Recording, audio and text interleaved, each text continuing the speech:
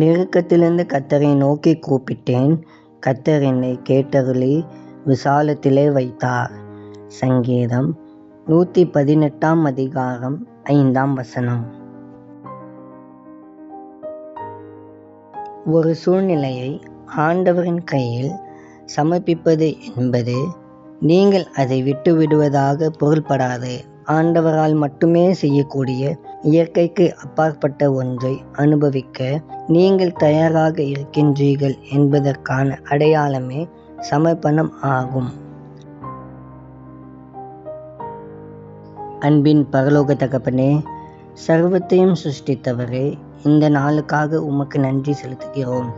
கர்த்தாவே, நீர் எங்களுக்கு செய்த எல்லா நன்மைகளுக்காகவும் ஸ்தோத்திரம். உம்முடைய வசனத்தால் எங்களுடைய மனதையும் சிந்தனையும் நிரப்பவும் எங்களுக்கு கிருபை தாரும். நீர் எங்களோடு இருந்து ஆசீர்வதித்து வழி நடத்துவதற்காக நன்றி. இயேசுவின் மூலம் ஜெபிக்கிறோம் பிதாவே, ஆமென்.